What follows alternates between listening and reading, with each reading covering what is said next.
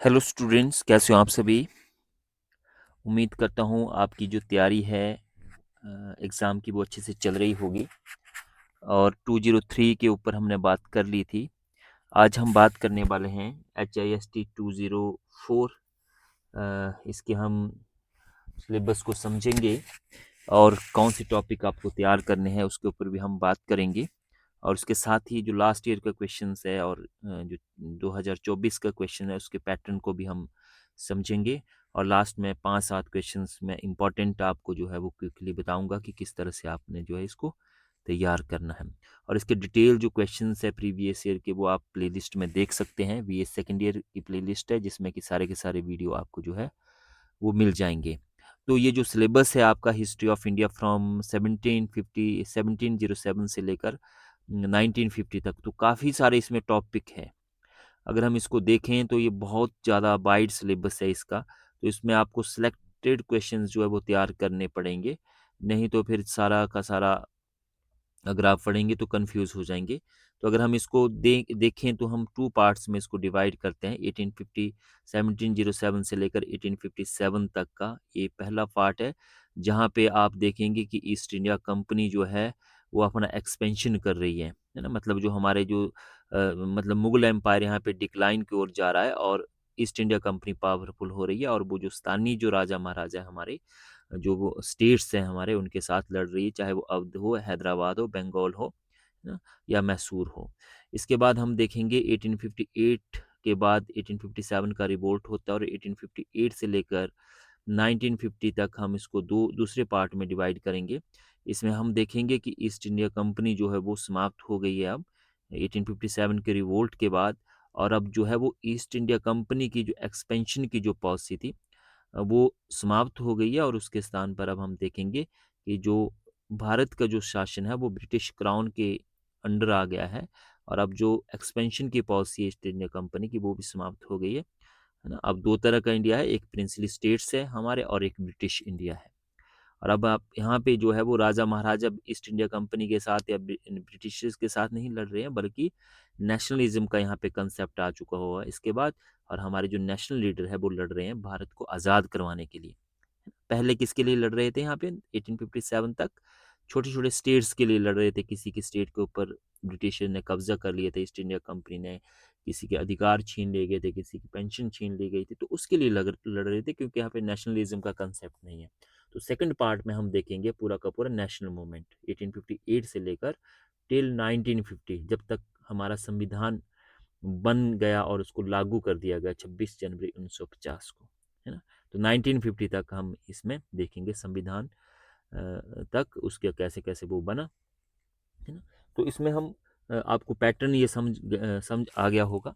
तो यहाँ पे अगर हम बात करें फर्स्ट यूनिट की, 4 यूनिट इसमें रहेंगे, है ना। तो इसमें पहला जो टॉपिक है ये इजी है। आप किस society, economy, polity and culture कैसा था 18th सेंचुरी में। तो इसमें ज़्यादा फोकस नहीं करना है आपने, क्योंकि ये इजी टॉपिक है। सोसाइटी के पॉइंट सेम रहते हैं, इकोनॉमी के, पॉलिटी के और कल्चर के, है ना। तो इसमें अगर आप पॉइंट पढ़ लेंगे तो आप क्वेश्चंस को लिख सकते हैं। दूसरा जो हमारा टॉपिक है वो काफ़ी इम्पोर्टेंट बन जाता है यहाँ पे। इसको आपने देखना, क्योंकि यहाँ पे आपके बहुत सारे टॉपिक कवर अप होंगे कि British expansion and consolidation of British power and special reference to Bengal, Mysore and Maratha, है ना। तो ये वैसे तो एक लाइन में है ये सारा का सारा, लेकिन इसके अंदर बहुत सारे टॉपिक है। अब एक्सपेंशन कहाँ से शुरू हुआ, तो इसमें आएगा 1757 का प्लासी का बैटल। प्लासी के बैटल जो है वो पहला बैटल था जिसके बाद ब्रिटिश जो ईस्ट इंडिया कंपनी है वो भारत में अपना एक्सपेंशन करती है। इसके बाद हम बात करें इसके बाद 1764 का जो बक्सर का बैटल था वो काफ़ी इम्पोर्टेंट था, क्योंकि इसमें तीन जो पावर्स थी हमारे इंडिया की, चाहे वो मुगल बादशाह हो, अवध का नवाब हो, या हमारा बंगाल का नवाब हो, उनको यहाँ पे डिफीट कर दिया गया। तो बक्सर का बैटल, है ना। तो इस तरह से क्वेश्चन आता है कि प्लासी के अधूरे काम को बक्सर की युद्ध ने पूरा किया। इस कथन के संदर्भ में आप ब्रिटिश जो शक्ति है ईस्ट इंडिया कंपनी को उसकी चर्चा करें, है ना। तो ये प्लासी और बक्सर आपने कर लेना है। इसी के साथ ही आपका आएगा 1765 का जो 1764 में इलाहाबाद की ट्रीटी होती है, सॉरी 1765 में। और यहीं पे 1765 के बाद जो बंगाल के अंदर द्वैध शासन प्रणाली जो स्टार्ट होती है, जो फर्स्ट गवर्नर था बंगाल का लॉर्ड क्लाइव, उसके द्वारा स्टार्ट किया जाता है। तो यहाँ पे क्वेश्चन आपको आ सकता है कि द्वैध शासन प्रणाली क्या थी, इसके गुण और दोष क्या थे, है ना। तो इसको आपने कर लेना है, क्योंकि ये शॉर्ट क्वेश्चन भी आपको आ सकता है और बड़ा भी आ सकता है, और इजी क्वेश्चन है ये, है ना, कि क्लाइव ने जो है दो तरह की प्रणाली चलाई। एक में जो है वो ईस्ट इंडिया कंपनी, जो दीवानी थी वो ईस्ट इंडिया कंपनी देखती थी, और जो फौजदारी मैटर थे वो बंगाल का नवाब देखता था। उसके लिए ईस्ट इंडिया कंपनी जो है वो उसको कुछ पैसे देती थी, 50 लाख रुपए देती थी, है ना। और जो दीवानी थी, दीवानी मतलब रेवेन्यू कलेक्शन का जो अधिकार था, वो ईस्ट इंडिया कंपनी के पास आ गया, क्योंकि 1764 का जो बक्सर का बैटल था उसके बाद जो है वो बहुत सारे राइट्स जो है बंगाल के अंदर वो ईस्ट इंडिया कंपनी के पास आ गए थे। उसमें मेन था दीवानी, दीवानी मतलब रेवेन्यू, क्योंकि जो ईस्ट इंडिया कंपनी का मेन फोकस था वो तो रेवेन्यू कलेक्शन पे। तो ये आपको करना है ना। तो बंगाल इसी में हो जाएगा, बक्सर और प्लासी को जब आप करेंगे, ठीक है। मैसूर में Anglo Mysore war first second third fourth, इसमें शॉर्ट क्वेश्चंस आपके रहेंगे कि आंग्ला मैसूर संघर्ष क्या था, इसके बारे में आप बात करें, या चौथा आंग्ला मैसूर युद्ध क्या था, श्रीरंगपट्टनम की संधि कब हुई, पहले आंग्ला मैसूर युद्ध के समय गवर्नर जनरल या गवर्नर जनरल कौन था, है ना, बंगाल का, या दूसरे में कौन था, या तीसरे में कौन था, भारत का पहला गवर्नर, बंगाल का पहला गवर्नर जनरल कौन था। तो ये है ना, तो जो लॉर्ड लॉर्ड क्लाइव था वो बंगाल का गवर्नर था, और वॉरेन हेस्टिंग्स जो था he was the first governor general of Bengal, not India, India का नहीं है, बंगाल का है ना। तो इस तरह के क्वेश्चंस आपको जो है वो आ सकते हैं। अंग्ला मराठा संघर्ष यहाँ पे रहेगा, लेकिन आप मैसूर को करिए और बंगाल को करिए। सेकंड पे हम चलते हैं, इसमें शॉर्ट क्वेश्चंस आपके काफ़ी बनेंगे। एक तो आप लैंड सेटलमेंट जो है, जिसमें कि परमानेंट सेटलमेंट, स्थायी बंदोबस्त क्या था, क्लाइव ने इसको क्यों शुरू किया था, क्वेश्चंस बनता है आपका। रईतवाड़ी सिस्टम, शॉर्ट क्वेश्चन आपका बनेगा, 2 नंबर का भी आएगा और 5 नंबर का भी आ सकता है, और महलवाड़ी व्यवस्था, ये भी 2 नंबर का और 5 नंबर का आ सकता है। तो इसको आपने कर लेना है। इसके साथ साथ ही आपने यहाँ पे सहायक संधि करनी है।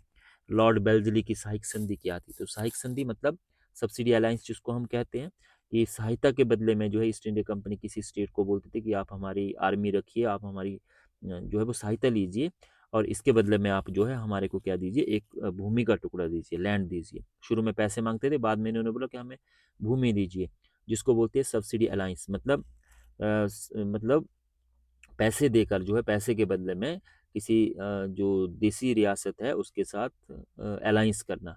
तो इस तरह से इनडायरेक्टली जो है वो ईस्ट इंडिया कंपनी जो है वो किसी स्टेट के ऊपर अपना अधिकार जो वो करना चाहती थी। तो लॉर्ड बेल्जरी की सहायक संधि क्या थी, और इसके अंडर जो है वो किस तरह से ईस्ट इंडिया कंपनी ने अपने साम्राज्य का विस्तार किया। ठीक है, तो इसको आपने कर लेना है।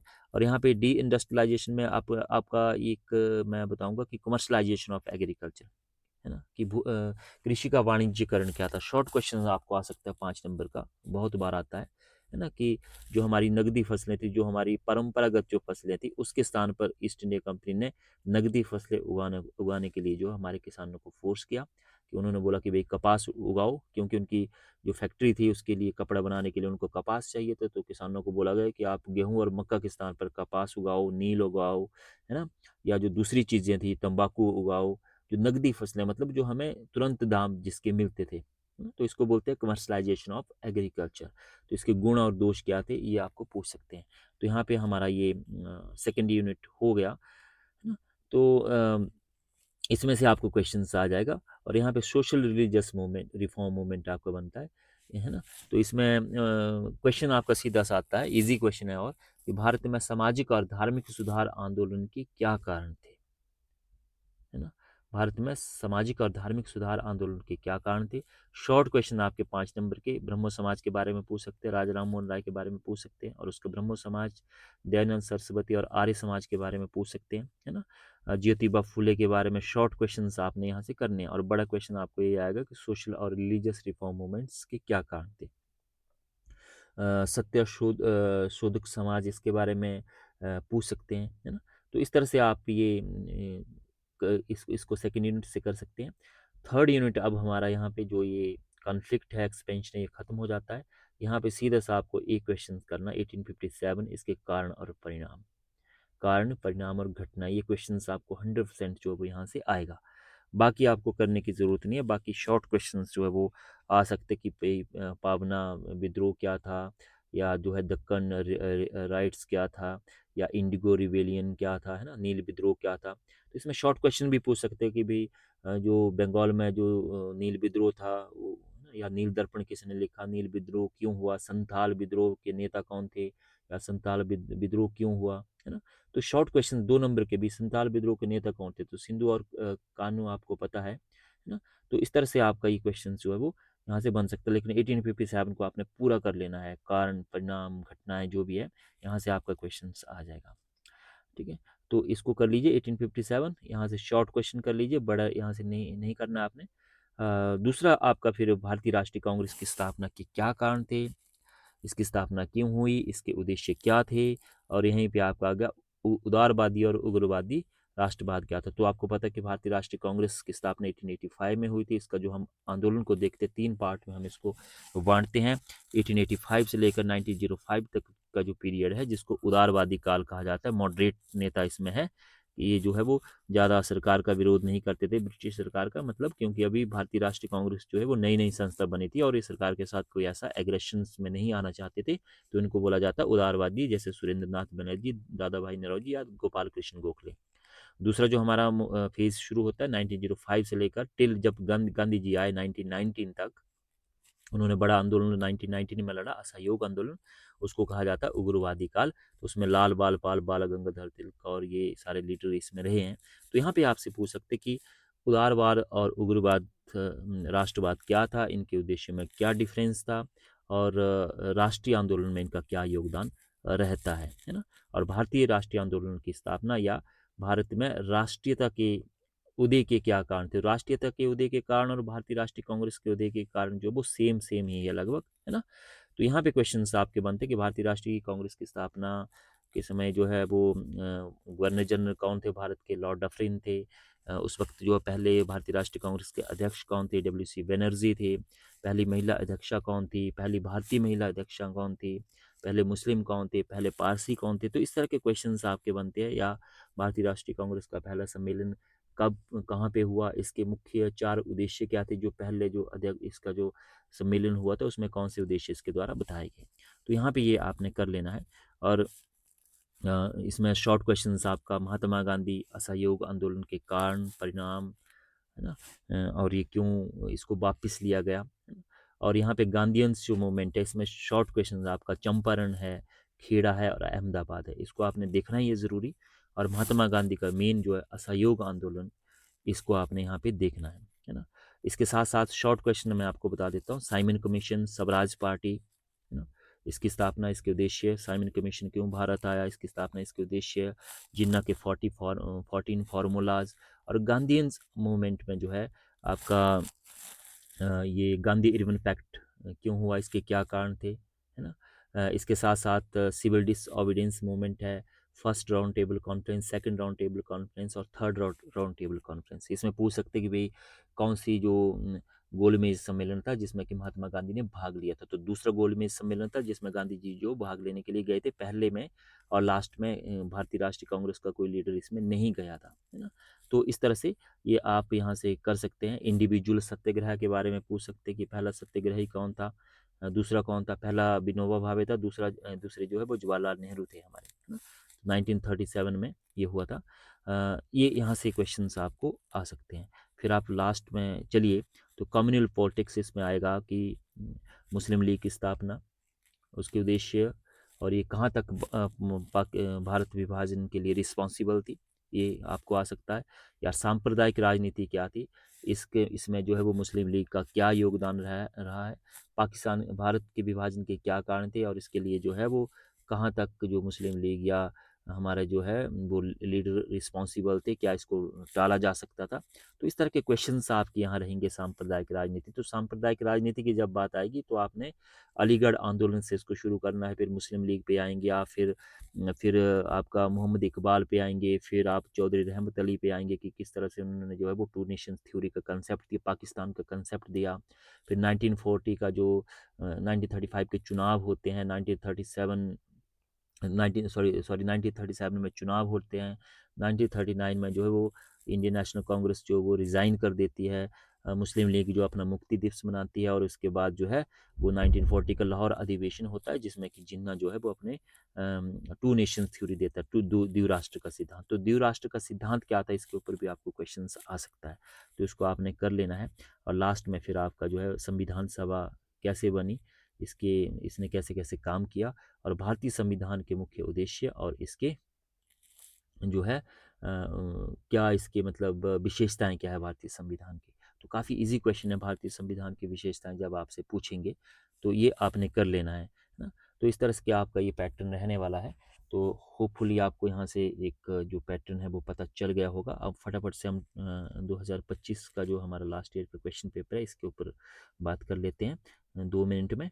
तो इसमें जैसे शॉर्ट क्वेश्चन से 1 नंबर के आपसे पूछे गए हैं कि भारत का अंतिम मुगल शासक कौन था। टिप्पू सुल्तान के मैसूर राज्य की राजधानी कहाँ थी, श्रीरंगपट्टनम, पता है आपको। महलवाड़ी व्यवस्था, जैसे यहाँ पे पूछा गया महलवाड़ी व्यवस्था क्या थी। सत्य शोधक समाज की स्थापना किसने की। तो जो आप बड़ा टॉपिक पढ़ रहे हैं ना, तो वहीं से आपके शॉर्ट क्वेश्चंस और जो 5 नंबर के क्वेश्चन है वहीं से निकल रहे हैं ना। तो आपने उस तरह से इसको पढ़ना है। 1860 का नील विद्रोह से संबंधित कौन था, है ना, कौन सा ये क्या था, है ना। भारतीय राष्ट्रीय कांग्रेस के गठन के मुख्य 2 उद्देश्य पूछे गए यहाँ पे, तो आपने 2 बताने हैं। 1932 का पूना समझौता किससे संबंधित था। 3 रियासतों के नाम बताइए जिनका विलय भारत की आज़ादी के बाद हुआ, तो हैदराबाद, कश्मीर और जूनागढ़। तो ये जो रियासतों का एकीकरण, इसमें जो है सरदार वल्लभ भाई पटेल का क्या रोल रहा है, इसको भी आप थोड़ा सा देख सकते हैं। शॉर्ट क्वेश्चन इसमें रहेगा मेनली। अब यहाँ पे शॉर्ट क्वेश्चन में आप देखिए 5 नंबर के पहला ही क्वेश्चन, बंगाल में लॉर्ड क्लाइव की दोहरी शासन व्यवस्था क्या थी। दयानंद और आर्य समाज की उपलब्धियां यहाँ पे पूछी गई है। भारतीय राष्ट्रीय आंदोलन में गर्म दल के उद्देश्यों की व्याख्या कीजिए, क्योंकि शॉर्ट क्वेश्चन आपसे पूछ सकते हैं, नेशनल मूवमेंट इंपॉर्टेंट है। मुस्लिम लीग के ऊपर एक टिप्पणी पूछी गई है यहाँ पे। बहिष्कार, स्वदेशी और बॉयकॉट आंदोलन, सॉरी ये मैं भूल गया था, बंगाल का विभाजन और स्वदेशी और बॉयकॉट आंदोलन जो है इसको भी आप जो है वो देख सकते हैं, क्योंकि ये भी काफ़ी इंपॉर्टेंट है। वीर सावरकर पर एक टिप्पणी लिखिए। फिर आपका सेक्शन बी है। सेक्शन बी में सहायक संधि से आप क्या समझते हैं, इसके गुण और दोष, जैसे मैंने बताया। 18 और 19वीं सेंचुरी में आंग्ला मराठा संघर्ष यहाँ पे पूछ लिया गया है। स्थायी बंदोबस्त के गुण और दोष सेक्शन सी से। भारतीय भारत में दलित वर्ग के उत्थान में डॉक्टर बी आर अम्बेडकर के योगदान की भूमिका। डी सेक्शन में 1857 के विद्रोह के सामाजिक, आर्थिक और सैनिक कारण यहाँ से पूछे गए हैं। इसके बाद हम बात करें तो महात्मा गांधी के सामाजिक और आर्थिक विचार पूछे गए हैं, विचार पूछे गए हैं। तो होपफुली इस बार असहयोग आंदोलन या संविधान अवज्ञा आंदोलन पूछे आपसे। यहाँ पे लास्ट, सांप्रदायिक राजनीति से आप क्या समझते हैं, विभाजन के प्रभावों का उल्लेख करें, है ना। और इसके उसमें पूछा गया भारतीय संविधान के निर्माण सभा का गठन किस तरह से हुआ, कॉन्स्टिट्यूशनल असेंबली किस तरह से बनी, उसकी कार्य प्रणाली और उसके योगदान का मूल्यांकन कीजिए। तो ये पैटर्न आप समझ गए होंगे। इस बार संविधान की विशेषताएं आपसे पूछ सकते हैं कि किस तरह का हमारा संविधान है। पॉलिटिकल में आपने पढ़ा हुआ है, जिसका पॉलिटिकल साइंस है हिस्ट्री के साथ, है ना। तो इसको अच्छे नीट एंड क्लीन कीजिए, स्केच पेन का यूज़ कीजिए, हेडिंग का यूज़ कीजिए। सेक्शन जो है पहला और दूसरा पार्ट में बार बार बात करता हूँ, इसके जो सब पार्ट है वो एक साथ ही आपने करने हैं, अलग अलग नहीं करने हैं, है ना। पार्ट 1 डाला, पार्ट 1 का क्वेश्चन नंबर 1 डाला, और जितने भी सब पार्ट ये रोमन में दिए गए हैं तो रोमन में ही आपने वहाँ पे लिखने हैं, है ना। और ये 7 पूछे गए हैं तो 7 या 10 पूछे गए हैं, 10 में से आपको कितने करने हैं यहाँ पे, मतलब 5, 7 दिए गए, 8 दिए गए, 8 में से आपको करने हैं 5, है ना।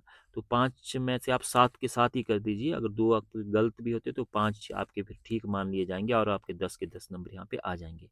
तो ये कुछ पुराना क्वेश्चन पेपर है, तो यहाँ से भी आपको आइडिया लग जाएगा। मराठों का प्रथम पेशवा कौन था। अवध राज्य का संस्थापक कौन था। अवध, हैदराबाद और बंगाल के संस्थापक आपने कर लेने, इनको पूछ सकते हैं। लाहौर की संधि कब हुई। ब्रह्मा समाज की स्थापना कब हुई। भारतीय राष्ट्रीयता का राष्ट्रपिता किसे कहा जाता है। पूर्ण स्वतंत्रता की मांग कब की गई। लाहौर अधिवेशन में की गई थी, इसको भी देख लेना है। 1930 का ये अधिवेशन था। 1929 में अधिवेशन हुआ था, और 26 जनवरी 1930 को जो है वो पहली बार जो है वो पूर्ण स्वाधीनता या स्वतंत्रता की मांग जो है वो यहाँ पे की गई थी, और इसीलिए हमारा संविधान जो है वो 26 जनवरी 1950 को लागू किया गया था। नौसेना विद्रोह कब हुआ। संविधान सभा के अध्यक्ष डॉक्टर बी आर अम्बेडकर थे, गलत है, ठीक है। संविधान सभा के स्थायी सभापति किसे चुने गया। अब जो शॉर्ट क्वेश्चन है पार्ट बी के, इसमें अहमद शाह अब्दाली के पंजाब पर आक्रमणों के कारण बताइए।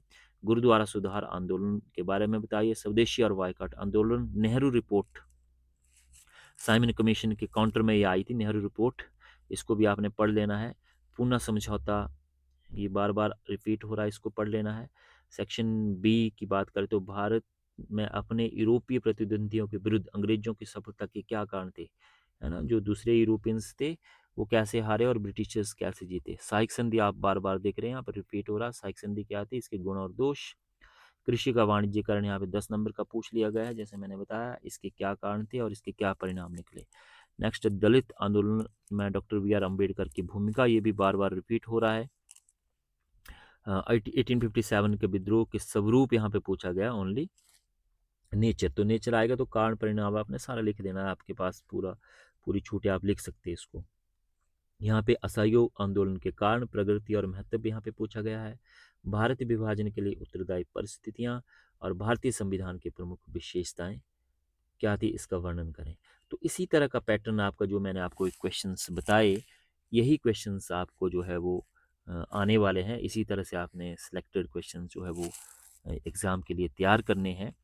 तो होपफुली आपको इससे हेल्प मिलेगी। नीट एंड क्लीन करना है आपने, और जैसे मैं बताता हूँ कि आपने डिवाइड कर लेना है अपने पूरे आंसर शीट्स को, number of questions, number of sheets, और उसके टाइम के अकॉर्डिंग आपने पूरा 10 नंबर का क्वेश्चन है तो उसको पूरा आपने स्पेस देना है। कि आप 6 पेज दिख रहे हैं क्वेश्चंस के, तो कंटिन्यूटी आपने 4 क्वेश्चंस के 6 पेज देते हुए जो है वो 4 क्वेश्चंस कंप्लीट करने हैं। पूरा क्वेश्चंस कंप्लीट करना है। पहला और दूसरा पार्ट काफ़ी इंपॉर्टेंट है, क्योंकि इसमें पूरे के पूरे मार्क्स जो है वो आपको मिलते हैं। तो आई होप इससे आपको हेल्प मिलेगी। आपकी कोई क्वेरी हो तो आप मुझे कमेंट्स में लिख सकते हैं। Thank you so much.